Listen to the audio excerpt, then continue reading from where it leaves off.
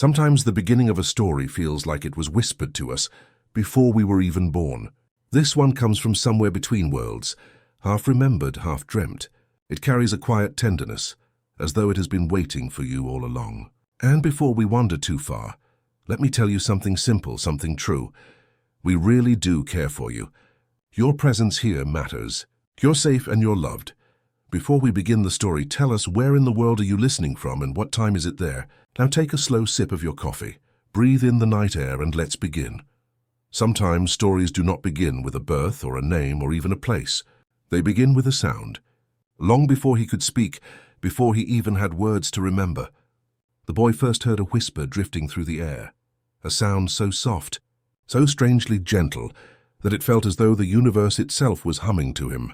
It came in the middle of the night, a lullaby without language, carried by clouds that rolled slowly across the horizon. And though no one else around him seemed to notice, he always felt it, that low, tender song that came not from the earth, but from somewhere beyond. When he was older, he would say he didn't know if the sound was real or only something his heart invented. But even then he remembered how it had felt, like someone had placed a hand on his shoulder, reassuring him, without needing to explain why. And before we wander too far, let me pause here to tell you something. We really do care for you. That's not a performance. It's not a trick. It's a truth worth saying out loud. You are here and you are safe and you matter. This story is not only about him, it is also for you. So before we step fully into the journey, tell us softly, where in the world are you listening from and what time is it there? Imagine we're sitting together, somewhere between night and dawn, sharing this strange little story.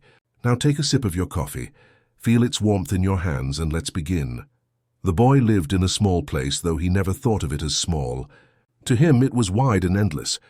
The fields stretched like oceans of grass, and the skies seemed tall enough to hold eternity. But he always felt a quiet difference. While other children spoke about games and laughter, he listened for something else. He tilted his head at the air, as though trying to catch a secret voice hidden just beneath the wind. One night, as he lay on his back, the stars trembling faintly above him, he swore he heard the whisper again. This time it wasn't only a hum. It carried a shape, a rhythm, like someone humming into his bones. He didn't understand the words because there were no words, but still he knew. The message was simple. You belong to more than this place. That thought never frightened him. It only wrapped around him with a sleepy kind of comfort. He rolled onto his side, clutching a small sandwich his mother had packed earlier, still soft, still smelling faintly of bread and cheese. He liked to eat quietly under the sky, believing that maybe the stars were eating too, each bite echoing through the heavens. A funny thought for a child, but it lingered. From that moment, sandwiches became something more than food. They became memory, warmth wrapped in bread, love pressed between slices. Each bite tied him to the whisper. It was as if the universe itself had shared lunch with him that night. The years passed gently. His childhood was stitched together with moments that felt both ordinary and strangely important. The clouds over the field seemed to bend their shapes for him, stretching into long fingers, curling into faces, forming shapes of animals he had never seen but somehow knew. He began to speak softly to them, as though they were old companions. And sometimes, when the evening air grew still, he felt they answered back, not with voices, but with shapes and softness, with drifting patience. Neighbors found him odd. "That boy spends too much time staring upward," they whispered. His family did not always understand, but they cared in their own way. His father would pat his head, not asking questions. His mother would place a second sandwich in his hands, quietly smiling as though she understood something without needing to say so. The boy's closest bond was with a sister, younger by 2 years. She didn't hear the whispers, nor see the clouds the way he did, but she believed in him anyway.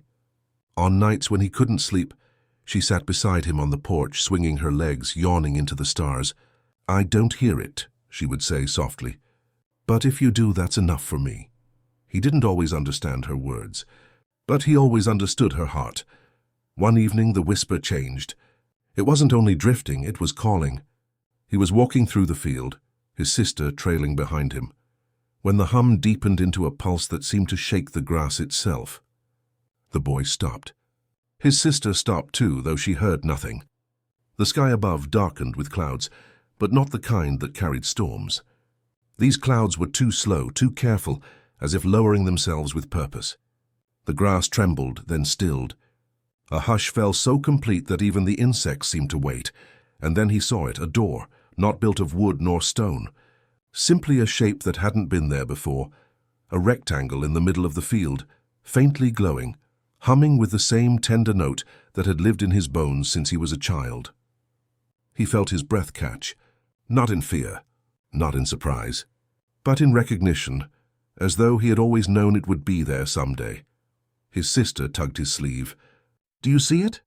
he whispered. "See what?" she asked, blinking at the grass. He looked again. The door was still there, waiting, soft light spilling like warm milk into the night. He didn't walk forward, not yet. He only stood in wonder, his heart stretching like the clouds above, carrying both awe and calm. He knew it wasn't time to open it. Not tonight. Instead, he sat down cross-legged in the grass, pulling his sandwich from his pocket. He broke it in half and handed it to his sister. She laughed softly, rolling her eyes. "You and your sandwiches," she murmured. But she took the bread anyway. Together they ate beneath the sky, the glowing door behind them, the whisper all around them, humming like an old lullaby that night. As he drifted into sleep, he dreamed not of toys, nor school nor games. He dreamed of the hum that had always followed him, the soft clouds that shaped themselves in kindness, and the door that waited in the field. And though he was only a boy, his heart understood something simple and timeless. He was part of something bigger, something quiet, something that would carry him through many worlds to come. And as the dream deepened, the whisper soothed him once more. You belong. You always have. Children are often shaped by their habits, their little rituals, the way they turn the world into patterns and symbols. Some collect stones, some chase birds, some whisper to toys as though they were alive. For him, the world was a dream that asked to be recorded, and so he began to draw. He drew not with skill, but with urgency. His pages filled with shapes that made little sense to others. Spirals, doors, faces with too many eyes, fields with two suns, rivers that bent in impossible curves. His teachers frowned at his notebooks, wondering why he couldn't sketch simple houses or trees. His mother only smiled, stroking his hair as he worked. "You see something different," she would say softly. "Don't ever stop seeing." And he didn't, even when others laughed, even when classmates teased him for sketching clouds instead of castles, sandwiches instead of swords. He carried on because the drawings weren't only pictures. They were echoes of something he couldn't name, dreams that pressed themselves into paper. The oddest thing about his dreams was how gentle they were. While other children woke with nightmares of monsters chasing them, his sleep was filled with quiet marvels. He dreamt of stairways that spiraled up into star-flecked skies, of voices humming lullabies from behind doors, of rivers that reflected not just his face, but his feelings. He rarely told anyone these dreams in detail, because how could he? They were both too strange and too delicate, like spider silk in morning dew. Sometimes he woke with the sensation that he had been stretched, not his body, but something softer, deeper. He couldn't describe it, but it felt as though he had reached across a great distance, touching something unseen. At first he thought he was imagining it, but the more it happened, the more he realized his dreams were not just private visions. They were connected to the whisper that had followed him since infancy. One afternoon, while dozing in the field, he felt it again. The whisper moved through him, stretching his awareness like a long thread. When he blinked open his eyes, his arm had fallen asleep, tingling. As he shook it out, he realized something strange. The shadow it cast seemed longer than it should have been, pulled across the grass as though the sun had leaned closer. For a moment his breath caught. Had he stretched it? Or had the world stretched for him? He didn't tell anyone.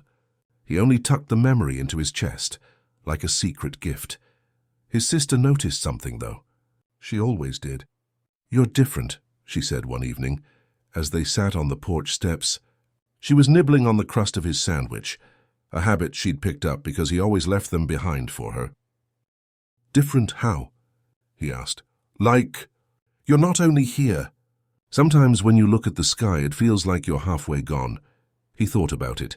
Then he smiled. "Maybe I am." She shrugged, accepting this answer with the easy grace only children possess. As long as you come back for dinner. In school his oddness deepened. While others focused on numbers and dates, he stared out the window, searching for shapes in the drifting clouds. He didn't hear lessons the same way others did. Words slipped through him like water, but their rhythm stayed, echoing in patterns that formed songs in his head. He hummed these songs quietly to himself, soft melodies that reminded him of the first whisper. Friends were few, but he wasn't lonely. He found companionship in the unseen. He believed the grass hummed beneath his steps. The stars blinked just for him. The clouds carried memories older than the world. When a teacher scolded him for inattention, he simply nodded, but inside he thought, "You don't hear it, do you? You don't see it." One night he had a dream that marked him forever. In the dream he stood on a bridge made of light stretching across a dark sea. Beneath the water, countless faces drifted, faces of himself, older, younger, stranger. Some smiled, some frowned, some wept. He felt no fear, only wonder. A voice, not the whisper this time, but something warmer, rose from the waves. "Every version of you is a ripple. You are not just one." He woke with tears on his cheeks, not from sadness, from recognition. He didn't know the word multiverse, not yet, but he understood in his bones that he was more than a single thread. The following day, as he walked with his sister, something happened that confirmed his strange sense. She tripped on a stone and scraped her knee, tears welling quickly. Without thinking, he reached down, not only with his hand, but with that quiet stretch within him. Time seemed to soften. The sting in her wound dulled, her tears slowed. He hadn't healed her, not exactly. But he had bent the moment, drawn it out gently so her pain could pass without pressing so hard. His sister blinked, sniffling. "It doesn't hurt as much now," she whispered. She didn't ask how. She only leaned against him, resting her head on his shoulder. He didn't answer. He couldn't explain it himself. But in his chest the whisper hummed with approval. As years slipped by, the boy of odd dreams became the boy of odd comforts. People didn't always notice him, but when they did, they remembered his gentleness. A classmate once said, "He makes things feel slower, calmer, like everything isn't so sharp." A neighbor said, "He listens without speaking as though he already knows." These comments never reached him directly, but he felt their truth in the way people exhaled when he was near, the way they lingered just a moment longer in his presence. His oddness, once mocked, became quietly cherished. And through it all he never stopped dreaming. Each dream built upon the last. Stairways, rivers, doors, faces, sandwiches, shared with figures that shimmered and faded. He drew them, filled notebooks until they overflowed. And though no one else understood the meaning, he kept going, because deep down he knew these were not just dreams. They were messages, threads, promises from the worlds beyond. On the eve of his 12th birthday, he sat in the field alone. The grass hummed softly. The sky glowed with a pale moon. He closed his eyes, listening, and the whisper returned, not distant now, but close, as though breathing just behind his ear. "You are growing," it murmured. "And the worlds are waiting." He didn't answer. He only lay back in the grass, sandwich resting on his chest, eyes closed, heart wide open. A boy of odd dreams, already stretching into something larger than himself. There are some objects in childhood that gather more meaning than they should. A stone in a pocket, a blanket with worn edges, a toy that never truly leaves. For him it was always the sandwich, not because of hunger, though he ate them with delight. Not because of taste, though he loved the soft give of bread, the simple salt of cheese, the faint tang of pickles. The sandwich became something else. It was a bridge, a ritual, a way of remembering love in its plainest, most reliable form. Every day his mother wrapped one for him, folding paper around it with quiet precision. Sometimes ham, sometimes egg, sometimes only butter and bread. And every day he carried it like a small treasure. It wasn't the filling that mattered. It was the act. A sandwich was simple, yet it meant someone had thought of him. Someone had placed food between slices, pressed it together, handed it over. It was proof of care, made edible. One afternoon, when the sky was low and grey, he sat in the field again. His sister joined him, yawning, hair tangled from sleep. He offered half his sandwich without a word. She accepted, as always, tearing the bread slowly with her fingers. "Why do you always share?" she asked suddenly. "Because it feels right," he said. She tilted her head. "It's just bread." "No," he replied softly. "It's never just bread. She didn't understand fully, but she smiled anyway. That was enough. Over time, the sandwiches grew into something symbolic between them. When she was sad, he'd offer one. When she was angry, he'd offer two. When she was tired, he'd let her take the first bite. She began to call them their peace treaties. If they argued, the quickest way to resolve it was a sandwich, split evenly in silence. And so, without either of them saying it aloud, the act became sacred. Faye's sandwich was not food. It was forgiveness, memory, comfort. But there was more to it, though he kept it close in his heart. Each time he ate, he imagined the sandwich wasn't only his. He imagined the universe taking a bite too, far away but somehow near. As though each small ritual of bread and filling rippled outward, feeding someone else in another world. Perhaps another version of himself. Perhaps a stranger who needed it more. He pictured Rick, though he didn't know his name, biting into bread in some laboratory filled with glass and sparks. He pictured Jake, long and soft, chewing lazily under the sun, mustard on his chin. He didn't know these characters, not yet. But the feeling of them hovered like half-remembered family. The sandwich then became a thread. Something small enough to hold, yet wide enough to cross worlds. There was one afternoon he never forgot. He had been feeling lonely, though he didn't say it aloud. His sister was at a friend's house, his parents busy with work. He wandered to the field alone, sat beneath the clouds that leaned low with shadows. He opened his sandwich, ready to eat in silence, but when he lifted it to his mouth, something strange happened. For just a moment he saw two hands, not one. His own hand, yes, but overlapping faintly with another, transparent, blurred, but there. It held the sandwich too, as though in another world someone else was mirroring him. The vision lasted only a breath. Then it was gone. But he sat frozen, bread in hand, heart thrumming softly. For the first time he understood the whisper not only as a sound, but as connection. Every bite was a bond. Every small ritual echoed. He wasn't only eating in his own body, he was part of a shared act that spanned across worlds. He smiled quietly, taking a bite. Somehow the sandwich tasted fuller that day. His sister returned later, laughing, cheeks flushed from running. She plopped beside him, demanding her share. He broke it in half without hesitation. She devoured her piece in quick bites. "You always save me some," she said, licking her fingers. "Always will, even if I don't deserve it?" "Especially then." She leaned against him, sleepy. "You're strange," she murmured. "I know. I like it." And that was how their bond deepened, not in loud declarations, but in quiet habits. At night the boy dreamed of sandwiches drifting through stars. Some wrapped in paper, some glowing with soft light, some carried on clouds shaped like hands. He laughed in his sleep, waking with crumbs on his pillow. His mother shook her head, amused, when he told her. "You dream with your stomach," she teased. But in truth he dreamed with his heart. As he grew older, the meaning stretched. At school he began to share his sandwiches with classmates who forgot theirs. At first reluctantly, then gladly. One boy said, "You're weird, but thanks." Another girl whispered, "You saved me today." He realized the sandwich had become a way of saying, "I see you." "I care." Words were often too heavy. Bread was lighter. One evening his mentor appeared, the old traveler who napped beneath stars, whom he would come to know better in years ahead. They sat together in the field, silence between them. The boy pulled out his sandwich, offered half without speaking. The old man accepted with a smile. "You know," the mentor said after a long pause, "some people think the universe runs on energy or matter or equations. But I've seen many worlds, and if you ask me, the thing holding it all together is simpler." "What is it?" the boy asked. "Shared meals," the mentor whispered, chewing thoughtfully. "Moments when we break bread, when we remember we're not alone. That's the glue of everything." The boy's eyes widened. He didn't know if the man was teasing, but in his heart it felt true. And so the sandwich grew into a motif that would never leave him. A reminder that love doesn't need grandeur. That connection can live in the smallest of gestures.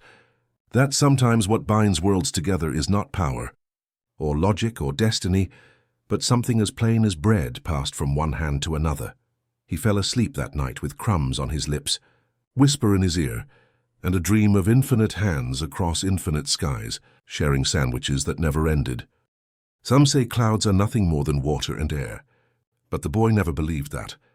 To him they were messengers, soft, shifting shapes that carried memories older than any stone or book. While others saw only passing weather, he saw stories unfolding above his head, written in white and silver ink. It began when he was very young, lying on his back in the wide field. He noticed that clouds didn't only drift, sometimes they lingered. They slowed, as though waiting for him to notice. They curled into shapes too deliberate to be accidents, a hand reaching, a lantern glowing, a sandwich sliced neatly in half. He would laugh softly, pointing them out to his sister. "You're imagining things," she would insist, squinting at the sky. But he shook his head. "They're remembering." And as he grew, the feeling deepened.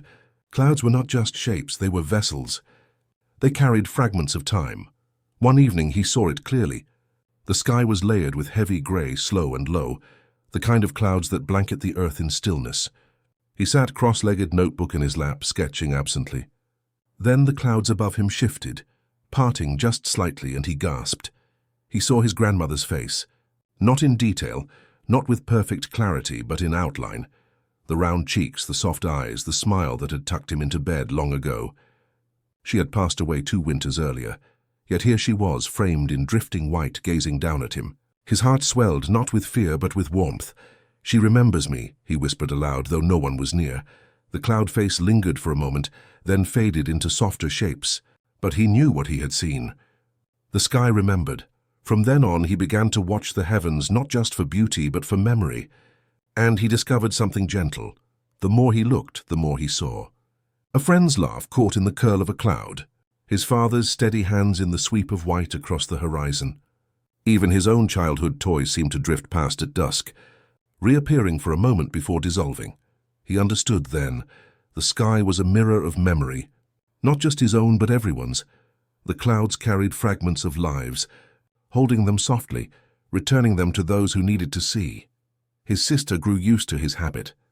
When he pointed upward, she sighed, sometimes rolling her eyes but sometimes leaning close, trying to see what he saw. One night they lay on their backs side by side. He pointed upward. "Do you see the bird?" he asked. She squinted. "Maybe. It's the bird that used to sit on our windowsill." "You really think the sky remembers that?" "I know it does." She was quiet for a while, then whispered, "If the sky remembers, do you think it remembers us too?" "Yes," he said softly, without hesitation. "Always." The clouds became his companions, his secret library. When the world felt too heavy, he lifted his eyes and found solace in their drifting shapes. When he was lonely, he searched for familiar outlines, and almost always something appeared. Sometimes the clouds carried strange memories he didn't recognize. He would see faces of people he'd never met, buildings that didn't belong to his town, glowing orbs, fragments of other skies. At first these puzzled him, but then he realized the clouds didn't only remember him. They remembered everyone. Every world, every story, and this realization filled him with quiet awe. His dreams grew richer because of it. He dreamt of lying on his back, while clouds moved like a film reel, projecting countless lives above him. In these dreams he was not just himself, but many. A boy in another place, a girl in another time, a creature made of stars, a traveler walking through endless doors. Each vision drifted across the sky like smoke, vanishing as soon as he reached for it. When he woke, he carried not confusion, but calm. The memories were not his to keep, only to witness. One afternoon, his mentor found him staring upward, notebook filled with sketches of clouds. The old man chuckled, lying down beside him. "What do you see up there, boy?" "Memories," he answered simply. The mentor squinted. "I only see weather." "You have to listen," the boy insisted. "Not just look." They hum like lullabies. The mentor closed his eyes. For a long time they lay in silence. At last the old man said, "Perhaps you're right. Maybe clouds are the world's way of remembering gently. Never too sharp, never too heavy. Just drifting, soft enough for us to hold without pain." The boy smiled. His heart stretched, warmed by the understanding. There was one cloud he never forgot. It appeared on his 13th birthday. The sky was restless that evening, filled with fast-moving shapes. But one patch slowed, forming into something unmistakable. A door glowing faintly at the edges. The same door he had seen in the field years earlier. His breath caught. He knew it was not coincidence. The clouds were reminding him, urging him not to forget. The door was waiting somewhere, patient as ever. He sketched it quickly, hands trembling slightly. His sister leaned over his shoulder. "It's just a door," she said. "No," he whispered. "It's the door." She didn't understand, but she didn't press. She only rested her head on his arm, watching the sky with him until the clouds shifted and the shape was gone. The motif of clouds deepened into his life. He began to hum to them, little songs without words. He treated them as companions, not just scenery. When he felt heavy, he whispered his worries upward, believing the clouds would carry them away, dissolve them into softer shapes. And sometimes, when the burden lifted, he thought maybe they truly had. As dusk fell one evening, he lay in the grass, staring upward, a sandwich on his chest, his sister asleep beside him. The sky above swelled with pale pink and deep blue, clouds rolling slowly across the fading light. And he thought, if the sky remembers, then nothing is ever lost. Not love, not laughter, not us. The thought calmed him, easing his breath, loosening the edges of his mind. He drifted into sleep, dreaming of clouds that whispered, clouds that sang, clouds that remembered everything he had ever been, and everything he would become. And when he woke, the morning light was soft, the clouds still drifting, carrying his dreams with them. The door was not new. It had always been there, waiting in silence. But for years it had only been a shimmer at the edge of his memory, half remembered, half dreamt. Sometimes it surfaced in the shapes of clouds, other times in the dim glow of fireflies at night. Yet now, standing before it in the tall grass of the old field, he knew with a quiet certainty, this was the door. The same one he had glimpsed as a child, glowing faintly in the distance like a lantern too shy to call his name. It did not rest upon any wall. It stood alone, upright and impossible, its frame weathered but strong. The wood was pale and warm to the touch, as if it had soaked up sunlight across many unseen summers. And though it had no hinges, no lock, no handle, still it was undeniably a door. He approached slowly, steps careful, heart both steady and soft. There was no urgency in him, only reverence. The air around the door shimmered faintly, as though it hummed with a memory he had not yet reached. His sister had followed him into the field. She stood a few paces behind, arms folded, eyes narrowing in skepticism. "It's just wood," she whispered. "No," he replied gently, not turning from it. "It's more than that. Can't you feel it?" She hesitated, then stepped closer. The grass brushed her legs, cicadas humming faintly in the distance. She reached out one hand and hovered her fingers an inch from the frame. Her breath caught. "It's warm," she admitted softly. He nodded. "Because it remembers." She looked at him, bewildered. But something in his tone silenced her protests. Together they stood in stillness, watching the door that did not lead anywhere and yet led everywhere. At night, he dreamt of it. The door appeared in fields of starlight, in endless halls of clouds, even upon the backs of rivers that flowed nowhere. Sometimes it opened just a little, and a golden glow spilled through. Not dazzling, not overwhelming, but calm, like the light of late afternoon after a long day of laughter. Each time he reached for it, and each time it slipped away, folding back into dream. When he awoke, he felt no disappointment, only patience. The door was not something to be taken by force. It would open when it was meant to, when his heart was ready. One evening, his mentor joined him in the field. The old man carried no tools, only a lantern, though the sky was still light. Together they sat near the strange door, watching the horizon ripple with gold. "You found something rare," the mentor murmured. "I didn't find it," the boy replied. "It found me," the mentor smiled. "Then it trusts you." "That's no small gift." They sat in silence for a long time. The cicadas faded into crickets, and the first star blinked awake.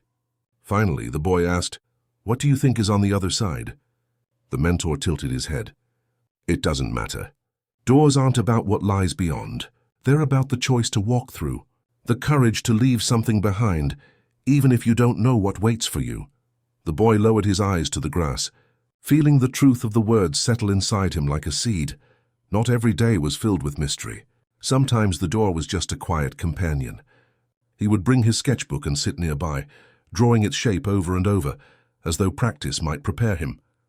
Other times he would lie down beside it, listening to the rustle of grass, the soft sigh of the wind slipping through its frame.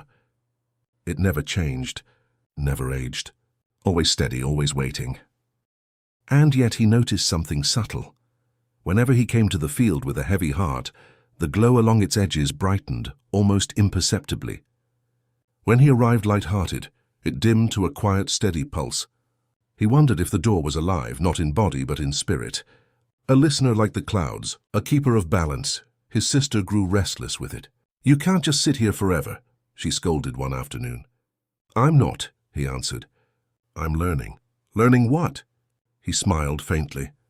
"That waiting is a kind of courage too," she sighed, dropping down beside him anyway.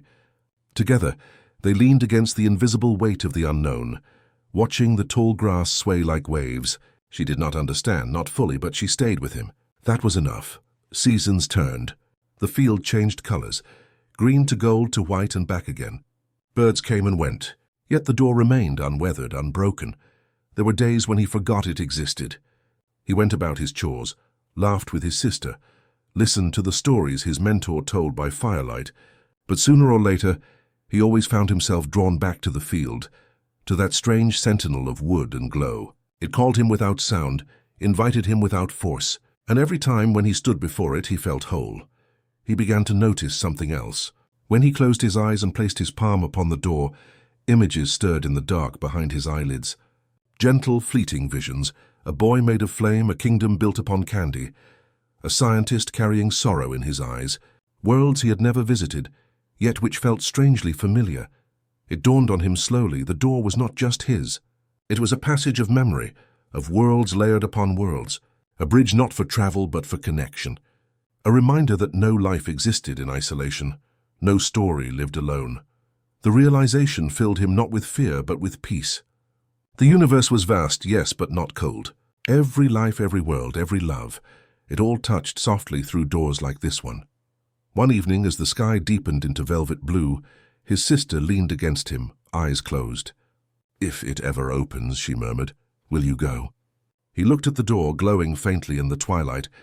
He thought of the clouds, the memories they carried, the way the universe whispered in shapes and silence. "Maybe," he said at last, "but only if I'm meant to. Only if it's time." She nodded, half asleep, comforted by the gentleness in his tone, and together they drifted into a quiet doze, the door standing guard like a silent friend, patient as ever. That night, he dreamt again of the golden light spilling through its frame. But this time he did not reach. He simply sat in the dream's grass and let it glow.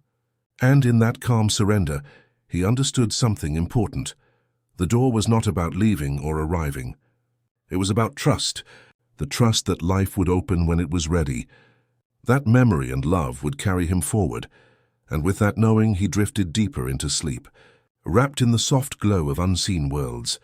The boy always thought of his mentor as someone made of steady earth, feet planted, voice calm, hands weathered by time. But one night, he learned that the old man was not bound by soil alone. He carried the stars inside him, though he spoke of them rarely, and when he did, his words came out slow, like a lullaby meant for the quiet hours. It was late in summer. The air was warm, the field humming with crickets, the tall grasses swaying gently in the breeze. The boy and his sister lay side by side, while the mentor sat nearby, lantern glowing faintly at his feet. Above them stretched a sky scattered with more stars than they had ever seen. They pulsed softly, like distant breaths, like countless candles flickering just for them. The mentor leaned back, resting his head upon his folded cloak, and sighed. "Do you know," he said, voice low, "that the stars nap too?" The boy tilted his head, curious. "Nap? Yes," the mentor chuckled. "Not forever. Just sometimes. They close their eyes, drift for a while, and when they wake, they shine again. Not all at once, not in the same way, but always, always returning." The sister laughed softly. "That sounds like you. Napping all the time?" The mentor's eyes crinkled at the corners. "Perhaps that's why the stars and I get along." It became a secret between them, that the mentor could nap in stars. He told the tale as if it were nothing, yet the boy heard something deeper. "Once," the mentor said, "I lay down in a quiet meadow, much like this one, and I looked up for so long that the stars grew tired of being stared at. So they carried me with them. I don't know if my body stayed or if I drifted, but I remember floating in the great dark, with stars like gentle pillows around me. I slept there, wrapped in their glow. And when I woke, I carried a little piece of that stillness in my chest. The boy felt his breath slow as he listened, the image sinking into him, stars as pillows, the night as a blanket, a heart softened by stillness. He thought, maybe that's why his voice always feels like rest. From then on, the boy began to notice how the mentor's pauses carried weight, how silence filled the spaces between his words like starlight between constellations. The old man didn't teach through lectures. He taught through presence, through the way he sat in stillness until the world seemed to lean closer. Sometimes they would sit together in the field, saying nothing at all, letting the night breathe around them. The boy found comfort in this. He learned that not every answer had to be spoken. Some truths could only be felt, like the quiet hum of a star dozing far away. One evening, when the boy was restless, he confessed, "I feel like I should be doing more. Becoming more. Like I'm standing still." The mentor smiled, stretching out on the grass, eyes fixed on the endless dark above. Standing still is not the same as being lost. Even stars take their time to shine. And when they nap, no one blames them. Why should it be different for you? The boy closed his eyes, trying to believe it. He felt the earth beneath him, steady and strong, and above the endless glitter of stars, each one patient, each one waiting. The sister often teased the old man, calling him lazy. But one night, when he dozed off mid-sentence, she leaned closer to the boy and whispered, "Do you think he's really napping with the stars right now?" The boy nodded. "I think he always is. That's why he shines, even when he's quiet." They looked at the mentor's face, soft in sleep, the lantern's glow catching the silver in his beard. And in that moment, he did seem like a constellation himself, part of the sky, part of their little world, part of something far greater. Seasons turned again. The mentor grew slower but never weaker. His lessons became gentler, more like stories, more like dreams told with eyes half shut.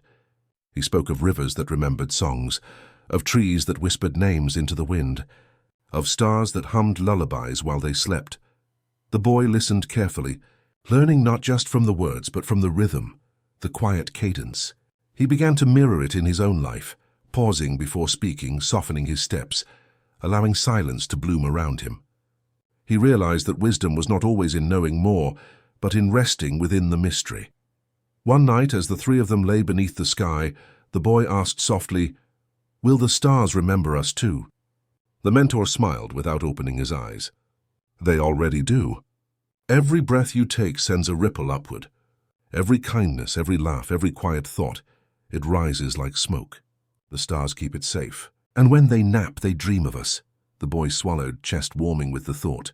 His sister reached for his hand in the dark, squeezing it once silently. They believed him, because in that moment, with the stars spread wide and the old man breathing steady beside them, it felt true.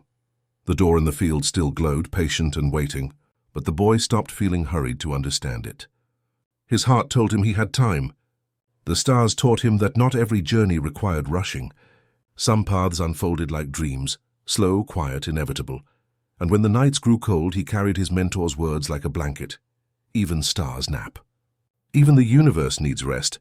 Why not you? Later, much later, when the boy was older and the mentor's hair was white as frost, he would remember those nights as the most important lessons of all. Not the words, not the stories, but the soft weight of presence. The way the stars seemed to lean lower when the old man breathed. The way silence itself became a kind of music, and even after the mentor was gone, the boy swore he could still hear him in the night sky. Every time a star winked gently, every time silence pressed close, he thought, "He's napping there. He hasn't left. He's only resting in the stars." The boy lay awake one final evening, staring at the great dark. His sister beside him, the door glowing in the distance.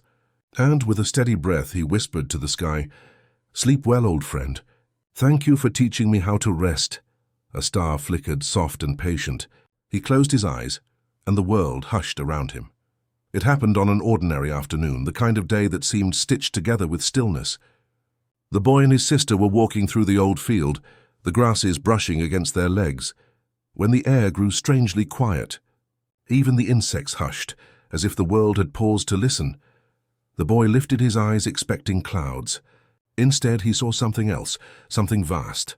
The sky had opened, not split, not torn, opened, like a curtain drawn back gently, revealing another layer of night hidden beneath the day. Sunlight still spilled across the field, but behind it shimmered a second sky, deep violet speckled with silver dust, swirling as though alive. It did not frighten him. It felt like recognition, as though the world was reminding him that he was never bound to one horizon alone. His sister gasped softly. "Do you see that?" He nodded, whispering, "Yes." They stood together in awe, watching as the hidden sky moved slowly, like the breathing of something infinite. The door in the field pulsed faintly, its glow responding to the shift above. The boy felt a warmth spread through him, the same warmth he'd felt when the clouds had remembered his grandmother's face, when his mentor spoke of napping among the stars. The universe was speaking again, not with words, but with presence, and in that moment he understood something quietly. The world would always offer more than one layer. What seemed ordinary could unfold into wonder. What seemed final could bloom into something deeper. He and his sister sat in the grass, staring upward for hours. Shapes formed and dissolved in the open sky. Vast rivers of light, doorways spun from constellations, gentle figures that seemed carved of mist. They weren't frightening. They were soft, like dreams drifting into waking. His sister leaned against him, whispering, "It feels like home, but not ours. Like someone else's home." The boy nodded. "Maybe every sky is someone's home. And when it opens, we're allowed to visit. Just for a little while." Her hand slipped into his, and they watched in silence as the second sky shimmered above them, a lullaby written in starlight. When their mentor joined them later, lantern in hand, he tilted his head back and chuckled softly. "So you've seen it," he said. "You knew?" the boy asked. The old man's eyes crinkled. "I've seen it many times. The sky opens when you are ready to see it. Not before. Never by force. Always by invitation." The boy swallowed, feeling the truth of the words settle in him like gentle rain. "Why does it open?"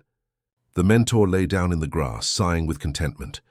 "To remind us that life has layers, to keep us from forgetting that the surface is never the whole.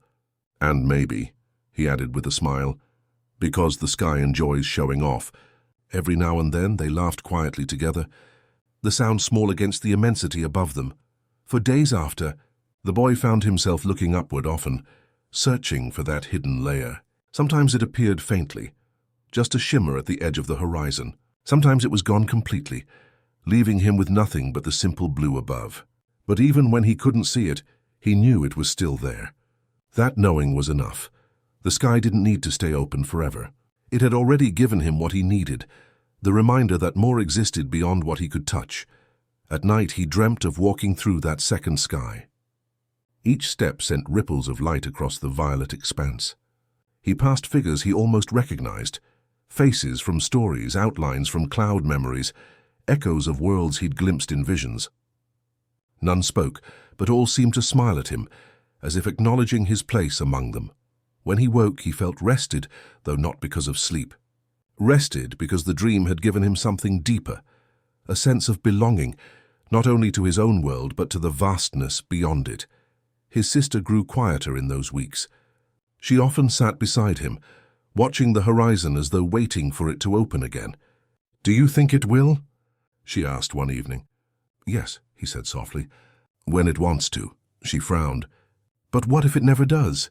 He looked at her, at the way her eyes carried both hope and fear, and he whispered, "Then we'll remember." Sometimes memory is its own kind of opening. She didn't answer, but she leaned closer, resting her head on his shoulder. He thought of the clouds that remembered, of the door that waited, of the stars that napped, and he realized everything was connected by remembering. One night, the mentor told them a story.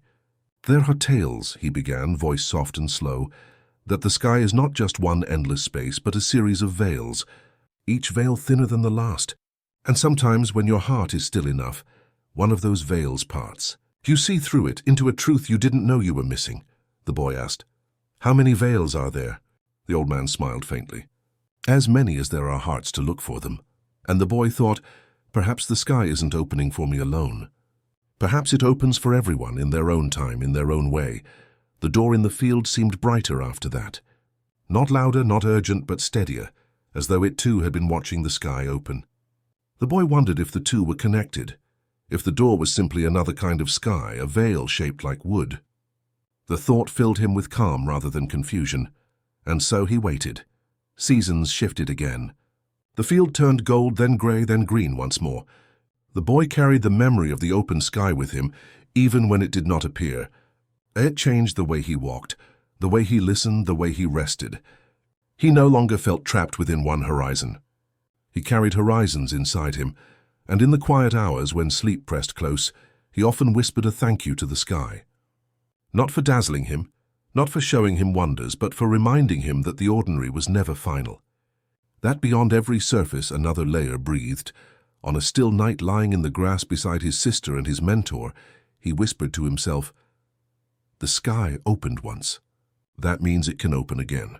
And even if I never see it, I'll know it's there." The thought lulled him, carrying him gently toward dreams, and as he drifted, a single star pulsed brighter than the rest, as if winking in quiet agreement. It began as a quiet ache, not painful, but tender, like the soft stretch of waking before dawn. The boy didn't notice it at first. It lived in small moments, the pauses between breaths, the hush before words. One morning, while sitting beneath the old tree, he felt it most clearly. His sister was beside him, plucking at strands of grass, humming a tune without melody. The boy watched her and felt the hum inside him, as though her quiet song had found a home in his chest. It wasn't imagination. It wasn't imitation. It was something deeper. He could feel what she felt. The small comfort of the tune, the restlessness it carried, the way she hummed to keep from drifting into silence. For the first time, he noticed he wasn't only himself. Later that day, he sat with the mentor, who was watching the horizon with the patience of a stone. "Something strange is happening to me," the boy whispered. The old man chuckled softly. "Strange and gentle are often the same thing. I think I can feel what others feel." The mentor turned to him, eyes kind but serious. "Ah, then the world is beginning to stretch you. Not your body, not your years, but your heart. That stretch is called empathy. It is not easy, but it is good." The boy furrowed his brow. "What if I don't want to feel everything? Then you will be overwhelmed," the mentor said plainly. "But if you learn to breathe with it, you will find it is not a burden. It is a bridge." That night the boy dreamed of bridges made of light, spanning rivers, fields, and skies. Each bridge connected two hearts, two beings, two worlds. And as he crossed them, he felt the pulse of those on the other side. Joy, sadness, weariness, hope. He woke with tears on his face, though he didn't know if they were his own. The next days were filled with quiet lessons. When his sister laughed, the sound filled his chest as if it belonged to him. When the mentor sighed, the weight of his years settled softly on the boy's shoulders. Even the sparrows in the field seemed to pour their tiny flickers of aliveness into him as they darted through the air. It was overwhelming at first. He sometimes had to stop and sit in the grass, closing his eyes, whispering, "This is not all mine. This is theirs. I'm only holding it for a moment," and each time the weight became lighter. One afternoon rain began to fall. His sister stood at the doorway of their small shelter, looking out at the silver curtain. She frowned, arms crossed, the storm pressing against her mood. The boy felt it immediately, the irritation, the longing to run but being held back by the downpour. He stepped beside her, saying nothing, just standing in the rain's scent. Slowly her frown softened. She glanced at him and smiled faintly. "You felt that, didn't you?" she asked. "Yes," he admitted. "And you came here just because of that?" "Yes." She nodded once, then slipped her hand into his. They watched the storm together, her restlessness slowly melting into calm. The boy realized then, empathy was not about fixing. It was about standing beside. The mentor shared another story by the fire one evening. There was once a man who could feel the sorrow of every bird whose nest was disturbed, every tree whose branch broke in the wind. At first he thought it a curse. He wept daily. But over time he discovered that sorrow is not the end of the song. It is only one note, and when he let the note pass through him, the melody continued. The boy listened, holding the story gently. He thought of the sky that had opened, of the door that still waited, of the clouds that remembered. And now this new thing, a melody shared between beings. Days passed, The boy began to test this gift quietly. He knelt by the riverbank, closing his eyes, listening to the water. He felt not only the coolness of its flow, but its quiet persistence, the way it kept moving, even when stones tried to block its way. He whispered, "I feel you," and the river seemed to shimmer brighter in reply. He pressed his palm to the old oak and felt its slow patience, the way it reached downward into the earth as much as upward into the light. He whispered, "I feel you," and the tree's leaves rustled gently, though no wind moved. He sat in silence with his sister when she was restless, with the mentor when he was weary, with the field itself when it seemed too vast. Each time he whispered, "I feel you," and each time the world whispered back. One evening the boy found himself alone, standing by the door in the field. It pulsed faintly, steady as a heartbeat.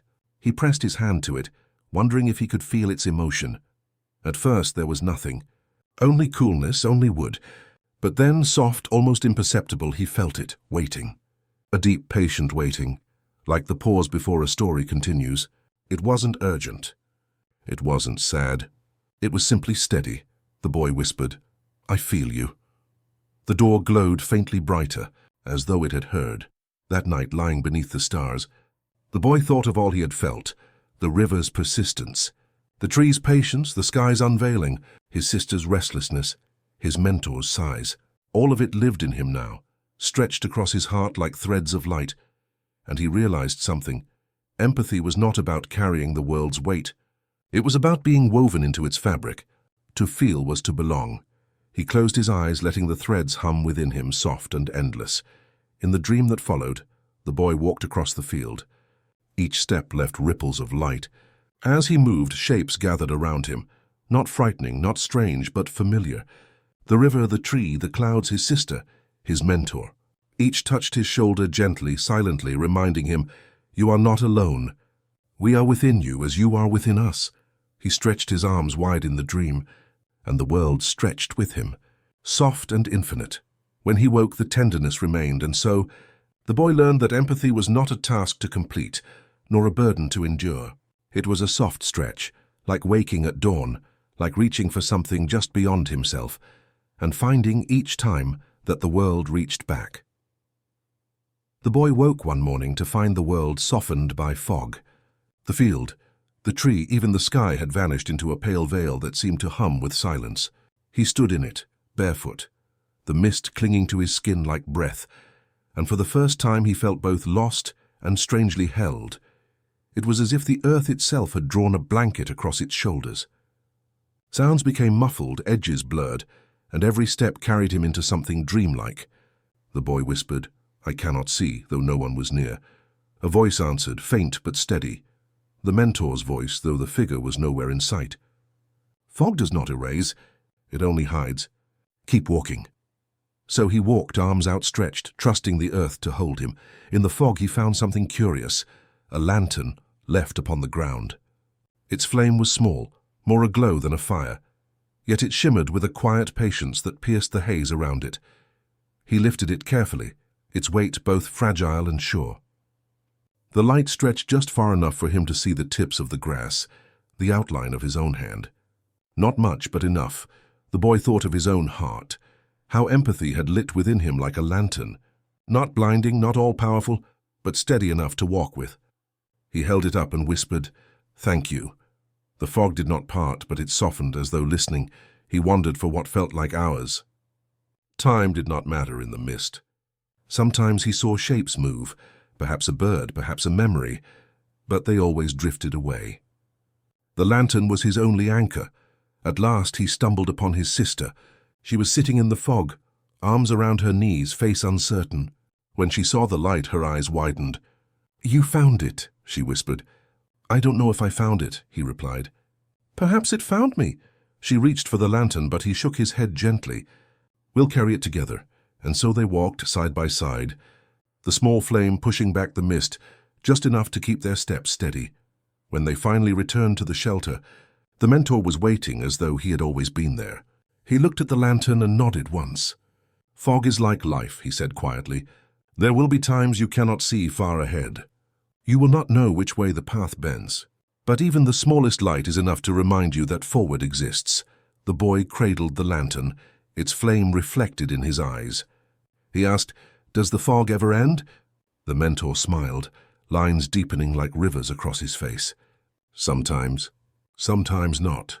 But the lantern is not meant to chase it away. It is meant to help you walk through it." That night the boy dreamed of fog again. But in the dream, the mist was not frightening. It was soft, full of hidden voices, laughter, whispers, lullabies. Shapes moved within it, familiar and kind, though never fully clear. He walked with the lantern in hand, and wherever its glow touched, the voices quieted, as if at peace. He woke with the flame's warmth still lingering on his palm. Days passed, and the fog lingered over the field longer than usual. The village nearby grew restless. People stayed indoors, uncertain of their way. The boy, however, carried the lantern through their narrow paths. At first they only watched him, this child holding a light. But slowly they followed. They stepped into the haze, trusting his small circle of glow. The boy did not lead them with words. He simply walked, steady, listening, letting the flame do what it did best, make a little space in the unknown. And in that space, the village learned to breathe again. One elder placed a hand on his shoulder and said, "This lantern reminds me of my grandmother's lamp. She used to light it so we would not lose our way at night." Another villager murmured, "I had forgotten how to walk without seeing far. But this light reminds me one step is enough." The boy smiled faintly, though he felt the weight of their trust. He thought of empathy, of bridges of light, of the river's persistence, the tree's patience. All of it was here, woven into the glow he carried. One evening the fog thinned just enough for stars to shimmer faintly above. The boy, his sister, and the mentor stood outside together, the lantern resting between them. "Do you see?" the mentor asked softly. "Yes," the boy whispered. The fog never swallowed the stars. It only covered them. "Exactly," the mentor said. "What is hidden is not gone. What you cannot see is still there, waiting." The lantern reminds you of that truth. The boy tilted his head back, watching the faint glimmer of starlight beyond the veil. For the first time, the fog did not feel heavy. It felt like a reminder that clarity is a gift, but mystery is not an enemy. In the days that followed, the fog finally lifted. The field returned. The river shimmered again, the sky opened wide. Yet the boy kept the lantern. Sometimes he lit it even when the air was clear, just to watch its gentle glow. It reminded him of something deeper than light. It reminded him that even in the softest uncertainty, there is always enough to take the next step. And so the boy learned that empathy had many shapes. Sometimes it was listening. Sometimes it was silence. And sometimes it was nothing more than being a lantern in another's fog. The lantern still glowed in the boy's hands, long after the fog had lifted. He did not always light it, but when he did, its small flame seemed to remind him of something deeper, that the world was stitched together not by great deeds, but by gentle ones. One morning, while carrying the lantern through the village, he noticed a child struggling to carry a bundle of sticks, nearly as tall as herself. Without a word, he stepped beside her, lifted half the weight, and walked with her until she reached her home. She looked up at him with startled gratitude, whispering, "Thank you." The boy said nothing. He only smiled, and in that smile something shifted. It was as if the air itself had recorded the kindness. Carrying it forward like a ripple in water, the mentor noticed. "These small things," the old man said one evening as they sat near the fire, "they do not end where you think they end. A kind act is a seed. It may rest for a while unseen, but eventually it grows, sometimes in ways you will never witness." The boy nodded, staring into the flames. "Like a multiverse," he said softly. "Every small kindness opens another path." The mentor chuckled, pleased. "Yes, a multiverse not of battles but of gentle choices. Each one its own world, each one its own door." The boy began to notice this more often. He saw his sister give her bread to a traveler who looked hungry, and though she said nothing, the traveler carried a softer expression afterward. He watched the elder of the village pause to listen to a lonely widow's story. And the next day the widow's shoulders seemed lighter. Each kindness was quiet, nearly invisible, yet each felt like a star being lit in a vast night sky. The boy thought of the fog, of the lantern, of bridges made of light. He thought of empathy stretching across hearts, and now he began to understand. Kindness was not just an act. It was a map, charting unseen connections across the multiverse of lives. One afternoon, the boy carried water from the river back toward the village. He saw a man struggling to lift a broken wheel from his cart. Without hesitation, the boy set down the water and helped. Together they rolled the heavy circle to the shade. The man, sweating and tired, muttered, "I didn't ask for help." "I know," the boy replied gently. "But you needed it." The man paused, looking at him with surprise, then nodded. "I suppose I did. Thank you." The boy picked up his water and left, but in his heart he felt the man's gratitude linger, as if it had been added to the flame of the lantern. Glowing brighter, at night he dreamed of doors again. Not one door, but many, lined across the field, each shimmering with quiet possibility. He walked among them, touching their frames. Each door carried the echo of some small kindness he had given or received. He saw the door of the child with sticks. It shimmered with laughter. He saw the door of the widow. It glowed with patience. He saw the door of his sister, warm, steady, bright. Each act of care had become a doorway, a new thread in the vast weave of the world. The mentor explained it this way: when you stretch your heart, you open a path, and each path opens to another world. The multiverse is not far away. It is as close as the next gentle act. The boy asked, "Then is kindness a kind of magic?" The mentor's eyes twinkled. Perhaps magic is only kindness wearing 1,000 faces. The boy began to test this. He left a flower at the steps of a grieving neighbor.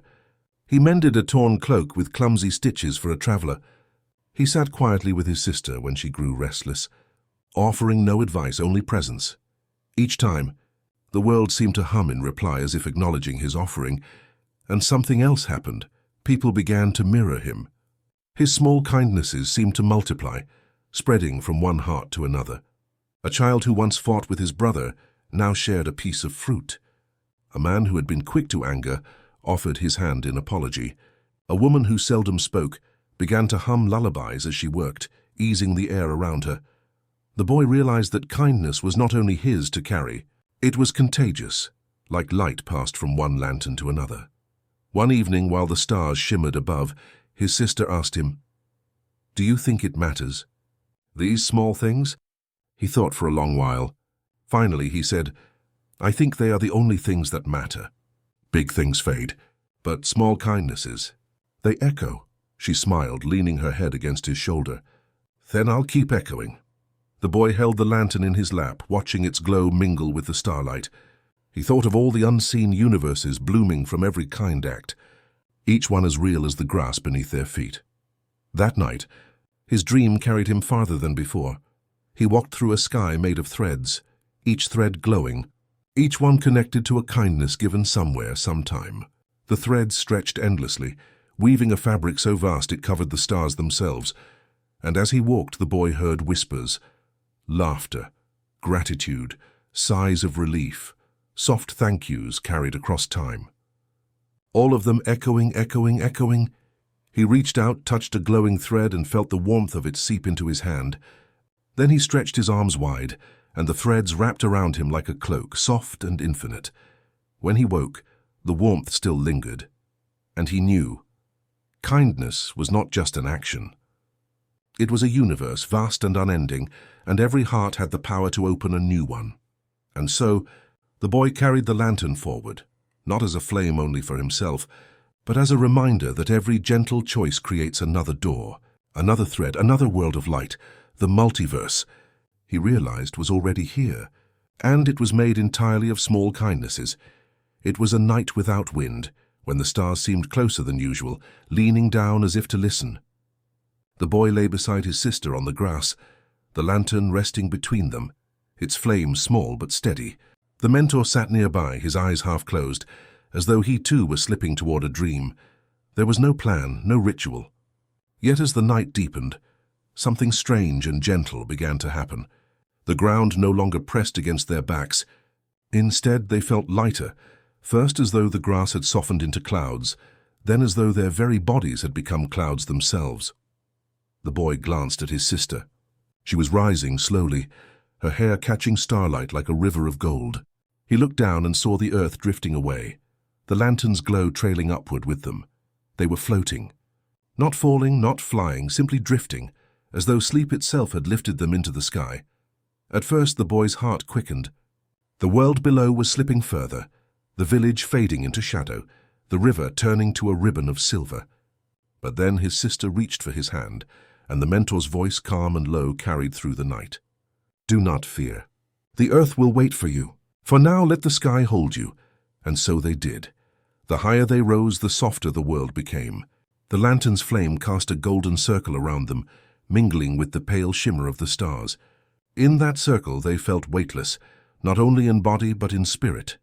The boy listened to the silence and realized it was not silence at all. It was filled with quiet murmurs, the hum of clouds, the whisper of constellations, the lullabies of unseen worlds. He whispered, "Are we dreaming?" His sister squeezed his hand. "Does it matter?" "No," he said softly. "I suppose it doesn't." They drifted past a cluster of clouds, each glowing faintly from within. The boy touched one with his free hand, and it pulsed gently as though acknowledging him. His sister laughed, a sound bright and clear. "They're alive," she whispered. "The clouds are listening." The mentor, still below them though somehow also beside them, murmured, "Everything listens, when you are quiet enough to hear it." The boy pressed his palm to another cloud, and for an instant he felt its emotion. The patience of drifting, the joy of changing shape, the freedom of being carried without effort. He let out a breath, long and soft. The higher they rose, the more the stars seemed to lean close. Some shone like eyes, gentle and ancient. Others flickered as though winking, sharing a secret only they could understand.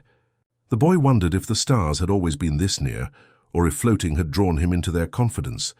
He thought of his lantern flame and how small it seemed compared to the endless sky. Yet when he looked closer, he realized the stars were not mocking the lantern. They were harmonizing with it, countless lights echoing one small light, all part of the same song. After some time, minutes, hours, or perhaps eternities, they felt themselves slowing. The floating softened, as though an unseen hand were lowering them gently back toward the earth. The boy did not want to return, not yet. He whispered to the stars, "Please, just a little longer." And in reply, one star pulsed brighter, as if promising, "We are always here. Whether you rise to us or not, we are with you." The boy closed his eyes, holding that promise close. When at last they touched the ground again, the grass welcomed them with its familiar softness. The lantern's flame flickered but did not go out. The boy lay still, his sister's hand still in his, the mentor's presence steady as the earth itself. No one spoke for a long while. They only listened to the quiet, which now felt different, richer, fuller, as though the night itself had been rewoven around them. Later, his sister turned to him, her eyes shining even in the dimness. "Did you feel it?" she asked. "Yes," he said. "I felt everything." "So did I." The mentor, eyes closed, whispered, "That is the gift of being lifted. Not to escape, but to see. You will carry that sight even when your feet touch the ground." The boy thought of the stars, the clouds, the endless sky, and how for a moment he had belonged to them as much as to the earth. He thought of how light had echoed light, how silence had been filled with listening. And he knew the mentor was right. He would carry it always. That night his dream was simple. He was floating again, not far, not fast, just drifting upward, lantern in hand, surrounded by stars that hummed like friends. And when he woke, he realized the dream and the night before were the same, inseparable, both part of a memory he would never need to doubt. And so, the boy learned that sometimes life lifts us without warning. Sometimes we float, not away from ourselves, but deeper into belonging. It was not flight. It was not escape. It was something quieter, something gentler. It was the night they floated away, and in floating, they discovered that even the sky has room for softness. The morning after they floated among the stars, the boy wandered into the village with the lantern in hand. The air was clear, the sky bright, and yet he felt as though something had followed him back from the night. A hum, a whisper waiting just behind his thoughts. He walked past the homes, past the winding paths, until he found himself at the farthest edge of the settlement, where an old abandoned house leaned against time. Its shutters sagged, its beams bent, but in the dim light of its doorway something caught his eye. It was a mirror, half buried beneath dust and cobwebs. The frame was cracked, the glass spotted, Yet when he stepped closer, the boy felt an odd tug, as though the mirror had been waiting for him. He knelt, brushed away the dust, and lifted it gently. For a moment it reflected nothing but his face, blurred by grime. But then, softly, almost imperceptibly, the mirror spoke. Not in words, not in sound. In feeling. The boy saw his reflection tilt its head and smile faintly, though he had not moved. He felt warmth ripple through him, like someone placing a hand on his shoulder. And then a whisper. "You are more than you think." He nearly dropped the mirror, startled. Yet the feeling was not frightening. It was calm, tender, like being wrapped in a blanket. He sat cross-legged on the floorboards, the mirror resting in his lap. "Who are you?" he asked aloud. The mirror shimmered faintly. His reflection's lips did not move, but the answer came anyway. "I am you, and I am not you. I am the part that listens when you do not speak. I am the part that waits when you rush ahead." The boy swallowed, unsure if he was dreaming again. "Why now?" The whisper was steady. "Because you are ready to see yourself gently." He thought of all the times he had judged himself harshly, too small, too strange, too quiet. He thought of the nights when loneliness pressed against him like fog. And he realized that he had rarely been gentle with himself. The mirror's warmth deepened. Empathy must begin at home. You cannot hold the world kindly if you hold yourself with cruelty. The boy closed his eyes, breathing slowly. He imagined the stretch of empathy he had felt for his sister, for the river, for the old oak, for the fog itself. He turned that stretch inward toward his own heart, and for the first time he felt it, the softness of forgiving himself. His sister found him there some time later. She tilted her head at the mirror. "What's that?" "I don't know," the boy admitted.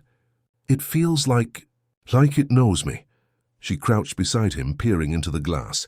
But when she looked, it only reflected her as a normal mirror would. She frowned. "It's just a mirror. Maybe it only speaks when it needs to," the boy whispered. She shrugged and smiled. "Well, if it's kind to you, then keep it.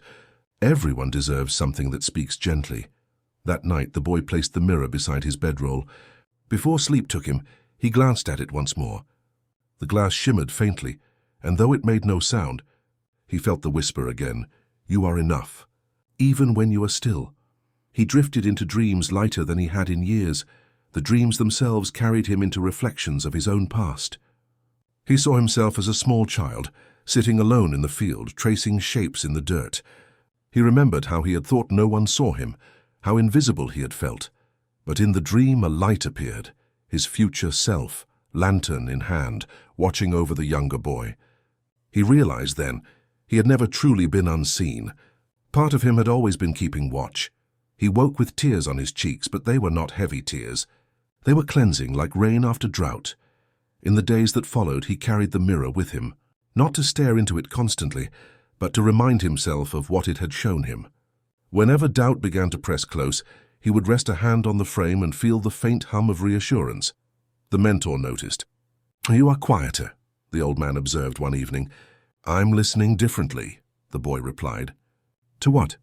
"To myself," the mentor nodded, satisfied. "That is a wisdom even many elders never reach.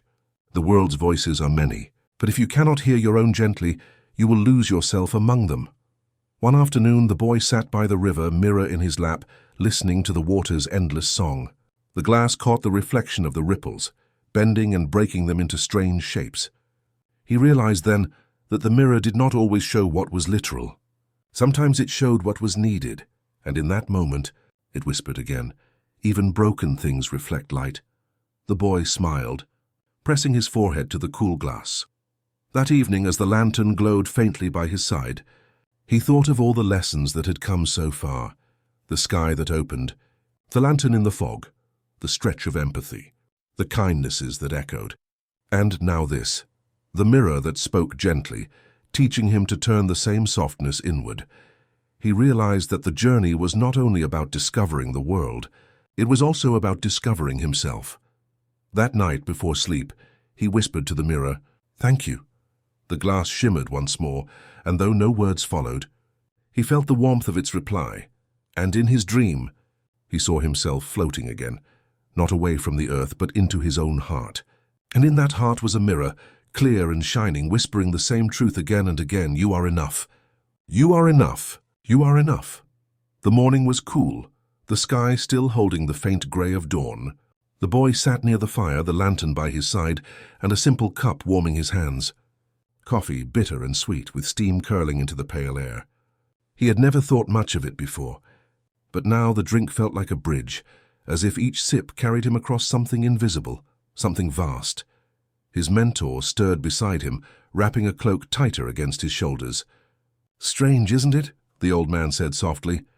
"How small rituals can hold us together across lifetimes." The boy tilted his head. "What do you mean?"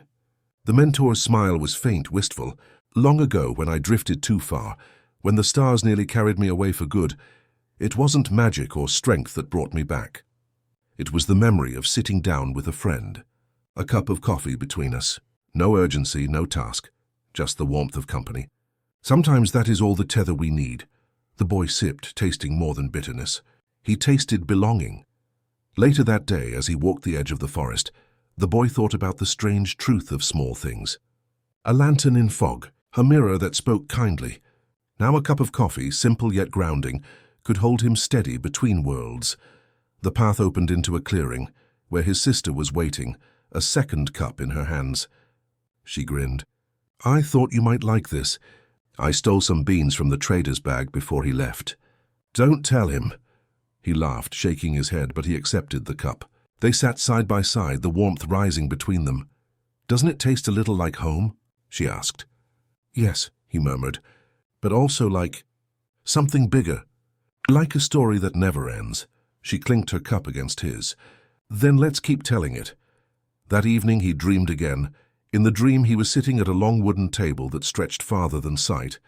On one side, travelers from every world he had glimpsed gathered, faces strange, kind, glowing faintly in starlight. On the other, familiar figures appeared, his sister, his mentor, even the mirror resting quietly like a guest. Each of them held a cup. Not all filled with coffee. Some with tea, some with clear water, some with shimmering liquids that pulsed like galaxies. But the act was the same.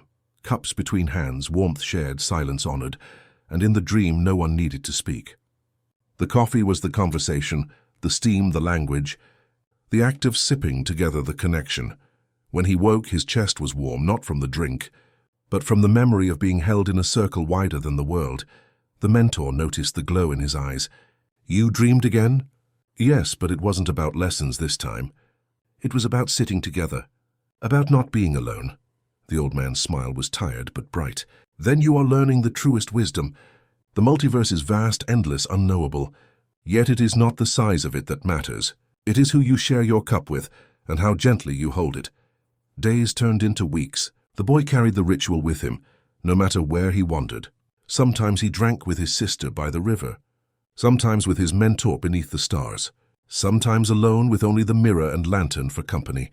Each time, he whispered a small phrase before sipping, "For the worlds, for the hearts, for the bonds unseen," and each time he felt a thread weaving tighter, not pulling him toward one place, but connecting him across many, one twilight. As he sat with his sister, she leaned against his shoulder.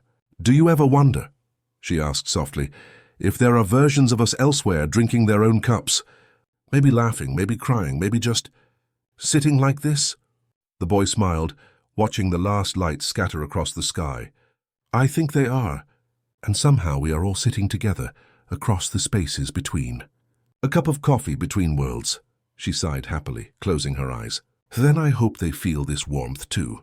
The boy began to notice something else. Whenever he lifted his cup, whether filled with coffee, water, or even just empty, he felt the presence of those unseen companions, the gentle hum of his mentor's wisdom, the playful spark of his sister, the kindness of the mirror. Even the fog, the oak, the sky seemed to join the circle. The act itself had become an anchor, not to hold him still, but to keep him steady as he drifted further into his quiet, unending journey. That night, before sleep took him, he sat alone by the fire. He poured a small cup, lifted it, and whispered into the night, "To anyone listening, wherever you are, I hope you find a moment like this. I hope you feel less alone." And as the stars turned overhead, he could almost hear countless whispers in reply, like soft echoes from 1,000 worlds, lifting their cups in quiet unison. He smiled, drank slowly and drifted into slumber, safe between worlds. There was a river not far from the boy's village. It wound through the valley like a silver ribbon, wide and calm, always whispering but never shouting. Unlike the other rivers he had seen, those that hurried, foamed and crashed, this one never rushed. It moved at its own pace, steady, deliberate, untroubled. One morning the boy sat at its edge, his lantern and the mirror resting nearby. His cup of coffee steamed faintly in the cool air. He stared at the water and wondered aloud, "Why don't you hurry? Don't you have somewhere to go?" The river answered without words, the way the mirror had once spoken. Its surface rippled with a shimmer, and a voice like distant humming filled his chest. "I go where I must, but I do not hurry. Time carries me. Why should I race against it?" The boy tilted his head, trying to understand. "But the other rivers, they rush," the answer came softly. "They think their speed is strength. But strength is also in stillness, in patience. In knowing that all waters eventually reach the sea, he let the words sink in. He thought of his own life, of wanting to grow faster, to learn more quickly, to catch up to his mentor, to be strong enough to protect his sister. He thought of the restless urgency he sometimes felt, as though he were always behind. "Do you mean, it's okay to move slowly?" he whispered. The river shimmered again. "More than okay. It is necessary. Growth ripens in stillness. Understanding blooms in waiting. What matters will find you, even if you walk softly toward it." The boy sighed, a long, quiet breath. He dipped his hand into the cool water, letting the current curl around his fingers. The river's pace was unhurried, and yet it carried him too. His sister came to find him, her feet brushing the grass. She sat beside him and followed his gaze to the water. "Why do you like this river so much?" she asked. "Because it listens," he said. "Because it teaches me to wait." She wrinkled her nose playfully. "Waiting is boring," the boy smiled faintly. "Not always. Sometimes waiting is where the gentle things happen." To prove it, he pointed. Across the surface, a small leaf floated, spinning slowly. If they watched with patience, it would glide past reeds, circle in little eddies, catch glimmers of sunlight. His sister's laughter softened. She leaned on his shoulder and said nothing more. That night he dreamed of rivers, dozens, hundreds of them. Some crashed with thunder, some darted like arrows, some twisted in frantic spirals. But one river, clear and quiet, stood apart. In the dream he walked to its bank, and there, waiting, was his mentor. The old man held no staff, no book, no words, only silence. He nodded toward the slow river. Together they watched it drift. When the boy woke, the lesson lingered. Stillness can be a teacher too. The mentor noticed the calm in his eyes that day. "You are softer," he said. "I learned from the river," the boy replied. The old man chuckled. "Ah, the river that doesn't rush? I knew you would find it one day." "It has taught me too." The boy looked surprised. "It spoke to you as well?" "In its way," the mentor said, smiling at the memory. "I was much like you once, always hurrying, afraid to be left behind. The river taught me that peace is not the absence of movement. It is the choice to move without fear." The days grew long and golden. The boy returned to the river often, sometimes alone, sometimes with his sister, sometimes with the lantern glowing beside him. He began to notice things he had never seen before, the way fish flickered beneath the surface like shadows of stars, the way dragonflies stitched silver paths through the air, the way reeds swayed in rhythm with the water. Each detail was quiet. Each detail was patient. And each one was enough. One evening he sat with his sister at the bank, cups of coffee between them. She asked, "Do you think rivers dream?" The boy smiled. Maybe they dream of where they'll end up, oceans, lakes, even the sky again." She rested her chin in her hands. "Then I hope this one dreams slowly. I like it here." He nodded, his heart soft. He thought of how every moment with her was like this river, not hurried, not grand, but precious because it lingered. When he returned home that night, the mirror shimmered faintly, as though it had listened too. The boy gazed into it, and his reflection whispered back what the river had said. "What matters will find you, even if you walk softly toward it." He carried those words with him into sleep, where his dreams drifted like the river itself, slow, gentle without need to arrive too soon, and in that sleep, he finally understood something. His life was not a race, it was a river. Sometimes winding, sometimes still, always moving but never in a hurry. And if he let it, It would carry him exactly where he needed to go. The sky that night was clear, so clear it felt like glass had been lifted from the heavens. The boy lay on his back in the grass, the lantern resting at his side, its glow faint but steady. Above him stretched a canopy of stars, countless, quiet, endlessly patient. He traced them with his eyes the way one might trace a map. Not a map of roads or kingdoms, but of whispers and possibilities. Some stars pulsed bright, others seemed shy, fading in and out. And yet together they formed a tapestry that seemed to tell a story older than memory. The boy wondered, is this a guide? Or is it only beauty? The mentor, who had joined him in silence, answered softly as though the thought had been spoken aloud. Every map points somewhere, but not all destinations are places. Some are feelings. Some are truths waiting to be uncovered. The boy tilted his head. And these stars, what do they point to? The mentor smiled faintly, his gaze steady on the sky. Perhaps to you. The boy fell into stillness, letting the words echo through him. A map that led inward. A sky that reflected not distance but heart. He closed his eyes for a moment, and when he opened them again, something seemed different. Between the constellations, faint lines shimmered, threads of light weaving stars into shapes he had never noticed before. A cup, a lantern, a river bending slowly, even a mirror outlined in glimmering dots, all the symbols of his journey. It startled him, but not with fear. With recognition, as though the universe had been quietly drawing his story all along, only now letting him see the sketch. His sister arrived later, padding barefoot across the grass. She dropped beside him with a grin. You're staring too hard at them again. Careful, they might blink back. He laughed softly, pointing upward. Do you see them? The shapes? She squinted. I see stars. Lots of stars. What am I supposed to be looking at? The lantern, there. He traced it with his finger. And the river winding near it. And that cluster, it's almost like a mirror. She frowned, then shrugged. Maybe you're just seeing what you want to see. Maybe, he admitted. But deep inside, he knew it was more than that. That night, his dreams returned him to the starfield. Only now he was standing among them. The threads of light stretched around him, and as he walked, the map shifted beneath his steps. Every choice, every kindness, every soft lesson lit up as another star, connecting into a larger pattern. He realized then the map was not fixed.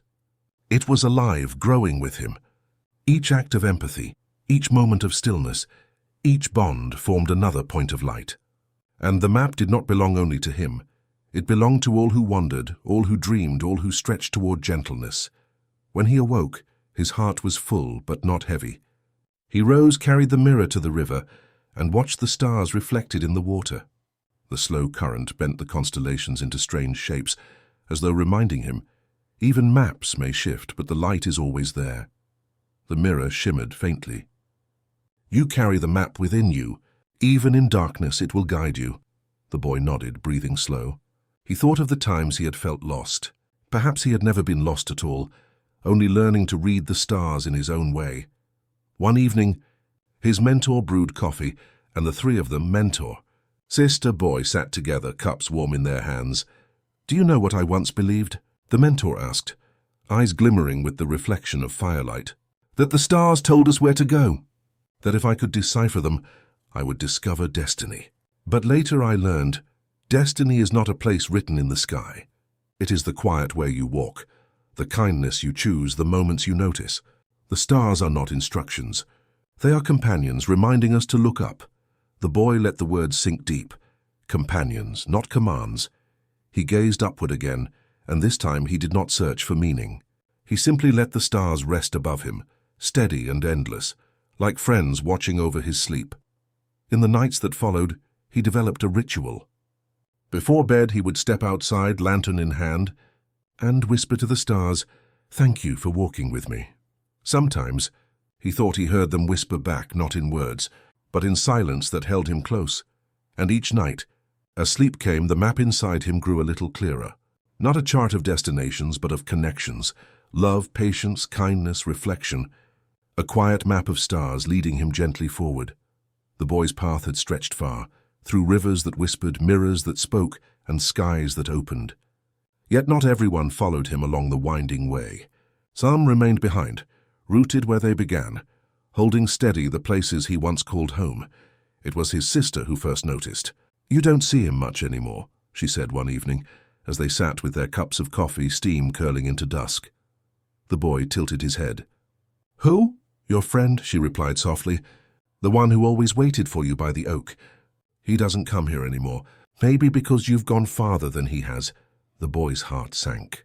He remembered the friend well, how they used to share silly stories under the tree, how they once carved their initials into the bark, promising not to forget. And yet time had passed, and the boy had walked further into strangeness, into rivers and lanterns and maps of stars. The oak, perhaps, still stood. But the friend had stayed behind. That night, the boy dreamed of the oak tree. It rose tall and strong, its branches heavy with memory. At its roots sat his friend, waiting but not with sadness. Instead, with patience, like someone holding a lantern for a traveler. In the dream, the boy knelt beside him. "Why didn't you follow me?" he asked. His friend smiled faintly. "Because not every journey is the same. Yours carries you outward. Mine carries me here. But just because I stay does not mean I forget." The roots remember too. The boy woke with tears in his eyes, but they were not bitter. They were soft, like rain-nourishing soil. The next day he walked back to the oak. The journey felt longer than before, for he carried more of himself now. When he arrived, he found the tree just as he remembered, firm, wide, sheltering. His friend was there, sitting with his back against the trunk, a book in his hands. The boy hesitated, unsure if the distance between them could be bridged. But when his friend looked up, his smile was as warm as ever. "You came back," his friend said. "I never meant to leave you behind," the boy replied. His friend closed the book gently. "You didn't. You walked your road. I walked mine. Sometimes roads split. But look, this oak still holds us both." They sat together beneath its branches, and for a while no words were needed. The boy spoke at last. "Do you feel sad that you stayed?" The friend shook his head. "Not sad. My journey is here, learning the stories of the roots, listening to the whispers in the bark, caring for the village when others are away. Not all journeys are made with footsteps. Some are made with patience." The boy thought of the river that didn't rush. He realized then that his friend's stillness was not weakness. It was strength of another kind. When they parted, the boy promised, "I'll come back, no matter how far I go." His friend smiled. "And I'll be here keeping the oak company. Between us, the memory will stay alive." The boy carried that promise like another lantern in his chest. That evening he told his mentor about the reunion. The old man nodded knowingly. Every traveler must have a friend who stays behind, someone who guards the roots while others chase the stars. Without them, home would fade. And we need home, even if we only return in memory. The boy felt the truth of it settle deep. His journey was not only outward. It was tethered inward, to roots that would always hold him, even when he walked among the stars. That night, before sleep, he whispered into the mirror, "Thank you for staying." The glass shimmered faintly, as though echoing his words back to the oak, to the friend who had chosen stillness. And in his dreams, the boy saw both paths, the one that stretched wide into the cosmos, and the one that circled faithfully at the oak's roots. Both paths were needed. Both paths were true. And somewhere in the quiet he understood. Journeys are not only measured in distance. Some are measured in presence, some in staying. The night was vast, wider than any he had ever seen before. The boy stood at the edge of the valley, lantern in hand, and above him the sky seemed endless, as though it were stretching itself to welcome him. Clouds drifted like slow breaths, stars flickered like faint heartbeats, and the air held the hush of something almost finished, yet still eternal. He whispered to himself, "The last stretch of the sky?" Though he wasn't sure what those words meant, his mentor, sitting cross-legged nearby, lifted his gaze. "The last stretch is never really the end. It is simply the sky reminding us that there is always more than we can hold. But tonight it lets you see enough." The boy tilted his head. "Enough for what?" The old man's eyes glimmered with knowing. "Enough to understand how far you've come." The boy lay on the grass, letting his body sink into the earth's quiet weight. He stretched his arms out wide, as though to mirror the sky's reach. He remembered when his stretches had been small, arms barely wide enough to embrace his sister, a laugh spilling when he tried to reach further than he could. Now, lying beneath the stars, His stretch was different. Not longer, not grander, just gentler.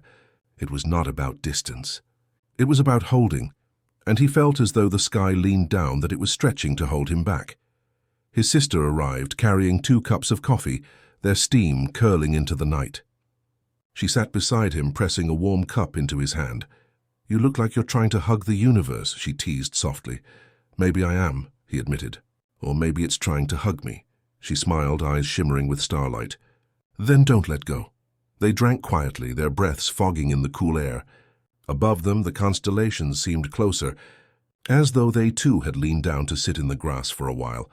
Later, when his sister had fallen asleep with her head on his shoulder, the boy asked the sky in a whisper, "Will I ever reach the end of you?" And the stars replied without sound, filling his chest with warmth, "You are not meant to. My endlessness is your shelter, not your task. Stretch as far as you can, but know that I will always be here to catch you when you rest." The boy closed his eyes, tears slipping quietly, not from sadness but from awe. He had spent so long trying to measure himself against the vastness. Now he knew he was not meant to conquer it. He was meant to belong within it. In his dream that night he floated once more, but not as a wanderer. He floated as someone held. The sky was a great blanket, endless yet close, wrapping him in patterns of stars. He saw the lantern glow beside him, the mirror reflecting constellations, the river flowing calmly even in the heavens. And across that dream sky, he saw a line, a last stretch, not a finish line, but a horizon. Beyond it was mystery. Within it was peace. When he woke, he carried the feeling with him like a lullaby. The mentor watched him the next morning. "You've seen it," the old man said. "I think so," the boy replied. "The last stretch. Not the end, but the place where I stopped trying to measure and just rest in it," the mentor nodded. "That is wisdom. To know when to seek and when to be held." The boy looked up, sky pale with dawn, and whispered, "Then I think I am ready to rest a little." That evening, he and his sister returned to the same place on the valley's edge. They lay side by side, lantern flickering between them, and gazed upward until their eyes grew heavy. "I don't think the sky ever runs out," his sister murmured sleepily. "No," he whispered back. "And that's the gift. It doesn't run out. It just keeps holding us no matter how far we stretch." As her breathing softened into dreams, the boy closed his eyes too, letting the last stretch of the sky fold him into its quiet, and somewhere in the silence, he felt it, an embrace larger than anything he could name, endless yet tender, like the universe itself had bent down just to say goodnight. The house was small and wooden, standing at the edge of the forest, where the trees leaned inward like listeners. The boy, grown older now, placed his hand on the doorframe. The wood was worn smooth by years of touch, carrying memory like rings in a tree. He paused there, as though the door itself was breathing with him, waiting. Inside, the room was dim, lit only by a single lantern that pulsed gently against the walls. His sister sat in a chair, her head bent, her hands resting in her lap. She looked up when he entered, and though her face was older too, the smile was the same, the kind that reminded him of rivers that never rushed. "I didn't think it would be tonight," she whispered. "Neither did I," he replied, setting his lantern down. "But the sky felt finished with me in the softest way." She nodded, understanding without needing to ask what he meant. Some things didn't need explanation. Some things were felt like music, silent yet echoing. He walked slowly around the room, touching each familiar object with reverence. The worn cup by the window, the folded blanket on the chair, the old map of stars, edges curled like sleeping paper. Each piece held weight, not of sorrow but of belonging. "Do you remember when we thought the sky was endless because we were too small to measure it?" he asked her. She smiled faintly. "And now?" "Now I think the sky was endless because it wanted us to stop measuring." They shared a quiet laugh. The kind that doesn't lift the air too high, but settles gently into the heart. The mentor arrived not long after, his steps slow, but his presence steady as always. He carried nothing with him, not even his walking stick, only the calm of someone who had seen many doors close quietly before. "Are you ready?" the mentor asked, his voice like evening wind. The boy, now a man, though he still felt small under the stars, took a long breath. "Yes, but I didn't expect it to feel so gentle." "It almost always does," the mentor replied. "It is only our fear that makes doors sound louder than they are." In truth, they close like whispers. He sat with them both until night settled in full. They drank coffee one last time together, though none of them spoke of it as last. They simply sipped slowly, steam rising between them like soft prayers. Outside, the forest shifted, leaves stirring as if to say goodbye. Somewhere far above, the constellations dimmed slightly, preparing for their rest as well. The world seemed to know what was coming, yet no one hurried. The boy set down his cup and looked to the door. "When I step through, will it be silence?" His mentor shook his head. "Not silence. Just another kind of sky." His sister touched his hand. "And I will still dream of you there." When the moment arrived, he rose and walked to the door. His heart was calm, like the river that never rushed, like the stars that waited without demand. He touched the frame again, palm pressing into the wood as if leaving behind a trace of warmth. The lantern's glow followed him, stretching shadows that leaned forward like friends reaching out. He smiled faintly, turning once more to see his sister, his mentor, the room that had been his shelter. "Thank you," he whispered. Not to anyone in particular, but to all of it. To time, to memory, to the stretch of sky that had carried him this far. And then, gently, he pulled the door closed. It did not slam. It did not creak. It simply clicked into place, soft as a sigh. On the other side he found not darkness, but the familiar warmth of stars. They were closer now, low enough that he could touch them with his fingertips. Each one pulsed like a heartbeat, quiet, steady, eternal. He stretched, not to reach farther, but to feel held. And in that endlessness he knew, doors do not close to end things. They close to keep the warmth safe inside. Back in the wooden house, his sister sat still, eyes wet but smiling. She looked at the door and whispered, "He's still here." The mentor nodded. "Yes, just on the other side of quiet." They sat together, lantern glowing, night listening, hearts full, and the forest exhaled. The door had closed, yet nothing had ended. On the other side, the boy, no longer bound by time, yet still tenderly himself, stepped into a vastness stitched together not by walls or paths, but by whispers. They drifted like breezes, soft currents moving through the air, carrying fragments of voices both strange and familiar. At first, he thought they were only echoes of memory, but soon he realized they were alive. Each whisper was a breath from another world, a kindness remembered, a song hummed in the dark, a quiet promise carried across dimensions. He paused, listening. The whispers gathered around him as if welcoming an old friend. One voice brushed against his ear, sounding like his sister when she was small. "Don't be afraid of the dark. It's just the sky resting." Another came like his mentor, soft and steady. "Kindness is the only map you'll ever need." Others followed, some voices he knew, some he didn't. Yet all felt familiar, as though they were part of a single endless family. The multiverse was not a chaos of distant places, he realized. It was a quilt of whispers, stitched together by tenderness. He walked slowly, lantern glowing in his hand.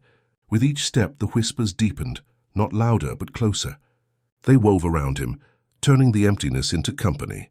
He wondered if perhaps every act of love, no matter how small, became a whisper here, never lost, only carried. He stretched out his hand, and one of the whispers settled in his palm like a feather. It spoke in a child's voice. "Thank you for the sandwich." The boy laughed softly, heart aching with sweetness. Even the smallest gestures, shared bread, a gentle smile, were immortal here. As he moved further, he began to notice shapes forming within the whispers. Stars bent themselves into constellations. Rivers curved across the air without rushing. Mirrors gleamed with light that didn't blind. Each shape was made not of stone or flame, but of sound, woven together by words once spoken with care. He touched a constellation of whispers, and it pulsed with warmth. It told him stories of another boy in another world, who had once stretched his arms wide to comfort a friend. The details were different, yet the heart was the same. The boy realized then, across infinite worlds, kindness repeated itself like starlight.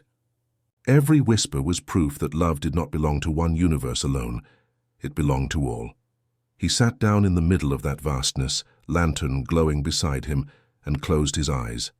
The whispers did not fade when he stopped moving. Instead, they circled closer, cradling him like a lullaby. One whispered, "I'm proud of you." Another, "I'll wait for you." and another still. "You are never alone." Tears slipped from his eyes, not heavy but light, like rain that nourishes instead of drowning. He thought of his sister, his mentor, his childhood self with wide, uncertain eyes. He thought of doors closing quietly, skies stretching endlessly, rivers flowing without haste. Every memory joined the chorus, becoming a whisper too. Time, if such a thing still existed, moved softly. He lay down, lantern flickering, the whispers braiding themselves into dreams. In those dreams he walked through countless worlds, each one holding gentle acts, a hand reaching out, a lullaby sung, a lantern lit in fog. No wars, no endings, just kindness rippling outward forever. He understood now. The multiverse was not about infinite choices or branching fates. It was about infinite chances to love, and love, once spoken, never vanished. It became a whisper, carried onward until it found someone who needed it. When he opened his eyes again, the whispers had grown even softer, folding into him instead of around him. They no longer felt like voices from outside. They felt like his own breath, his own heartbeat stretched across worlds. For the first time, he did not feel the need to stretch his arms to measure. He simply lay still, knowing he was already part of something endless. The multiverse of whispers held him like a cradle, rocking gently, telling him without words, "Rest now. You are safe. You are loved," and he did. The whispers faded like morning fog, dissolving into warmth. When the boy, now both himself and something vaster, opened his eyes, there was no door, no lantern, no sky stretched endlessly overhead. There was only sunlight. It was the gentle kind of light, not sharp, not demanding, the sort that lingered on skin like a hand resting in quiet trust. He found himself lying on a meadow, soft grass cradling him, a breeze carrying the scent of wildflowers. The world hummed faintly, as though it was singing a lullaby meant only for him. He blinked slowly, letting the glow seep in. He realized he was not standing at the edge of anything anymore. He was resting in the center of it all. His sister's laughter drifted across the air. Not close, not far. Just enough to remind him she was still somewhere in the weave of things. His mentor's voice followed, steady and calm. "Rest is also a journey." The boy smiled faintly, eyes half closed. He thought of doors that closed softly, rivers that never rushed, mirrors that spoke kindly. He thought of lanterns glowing in fog, maps written in stars, cups of coffee that tasted like belonging. Every piece of his journey had folded into this sunlight. Nothing was gone. Everything had become gentler. As he stretched on the grass, he noticed the sun seemed to stretch with him. Its rays bent slightly, like arms reaching down, warm and protective. For a moment he almost laughed. After all the years of trying to stretch far enough to hold the world, here was the world stretching to hold him. He rolled onto his side, pressing his cheek against the earth. The hum of it was steady, almost like a heartbeat. He whispered softly as though speaking to the sky. The ground, the sun, all at once. "Thank you." The wind answered in its own language, brushing his hair back gently, carrying the gratitude forward. Time drifted strangely there. The sun did not rush towards setting, nor did it burn overhead. It lingered, patient as a friend waiting by your side. The boy closed his eyes again, and for a long while he simply napped. In that rest, dreams folded themselves into him, dreams of childhood wonder, of kindnesses that shaped him, of all the multiverses whispering softly that he belonged. The dreams did not pull him away. They tucked him deeper into peace, and when he stirred, he realized he had no need to go anywhere. The journey had always been less about distance, more about arrival, and now he had arrived in rest. Somewhere, perhaps in another world, his sister still sat by the lantern, smiling toward the door that had closed quietly. Somewhere else, his mentor still sipped his coffee beneath the stars. Somewhere else, the river continued to flow, the constellations continued to hum, the mirror continued to shine softly. The boy knew now he had not left those worlds. He was stitched into them, just as they were stitched into him. The multiverse was not scattered pieces. It was a single fabric, and he was part of its warmth. The sunlight shifted once more, settling more fully onto his skin. He sighed in contentment, a sound that seemed to ripple outward, carried by the breeze.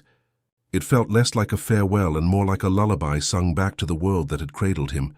He thought, Perhaps someone someday would feel this same warmth and wonder if it was him. Perhaps when they closed their eyes in a meadow or by a window, the sunlight would fall just so, and they would feel less alone. He hoped so. He hoped the warmth would carry on, the way whispers carried kindness across the multiverse, and so he rested. Not in darkness, not in silence, but in sunlight. The sky above bent like a soft stretch, the grass below like an embrace, the wind like a friend humming. He did not need to rise again. He did not need to stretch farther. He had found the place where the journey loops back into stillness, and somewhere, maybe everywhere, he's still napping in the sun. Thanks for spending this time with us. Sleep well. Everything's going to be okay, man. The end.